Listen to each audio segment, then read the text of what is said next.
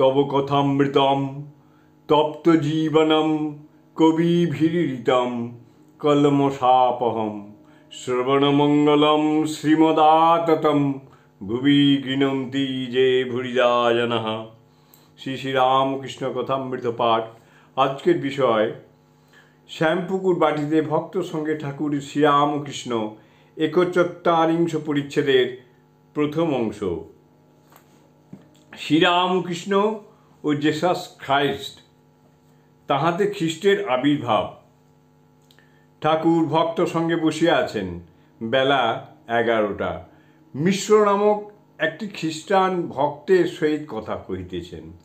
মিশ্রের বয়সক্রম ৩৫ বৎসর হইবে। মিশ্র খ্রিস্টান বংশে জন্মিয়াছেন, যদিও সাহেবের পোশাক, ভিতরে গেরুয়া আছে। এখন সংসার ত্যাগ করিয়াছেন। ইহার জন্মস্থান পশ্চিমাঞ্চলে। একটি ভ্রাতার বিবাহের দিনে তাহার এবং আরেকটি ভ্রাতার একদিনে মৃত্যু হয়। সেই দিন হইতে মিশ্র সংসার ত্যাগ করিয়াছেন।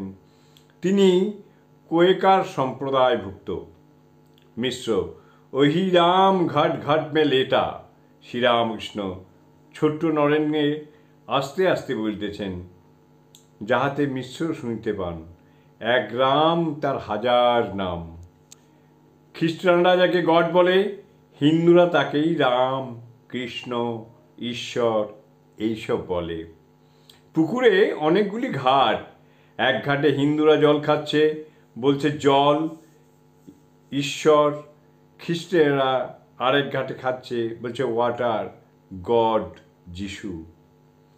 মুসলমানেরা আরেক ঘাটে জল খাচ্ছে, বলছে পানি, আল্লাহ। মিশ্র মেরির ছেলে জেসাস নয়, জেসাস স্বয়ং ঈশ্বর ভক্তদের প্রতি।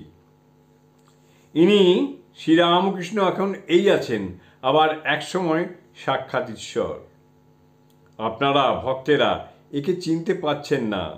আমি আগে থেকে একে দেখেছি, এখন সাক্ষাৎ দেখছি। দেখেছিলাম একটি বাগান, উনি উপরে আসনে বসে আছেন, মেঝের উপর আরেকজন বসে আছেন।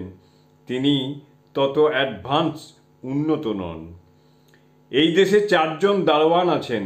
বোম্বাই অঞ্চলে তুকারাম, কাশ্মীরে রবার্ট মাইকেল, এখানে ইনি, আর পূর্ব দেশে আরেকজন আছেন।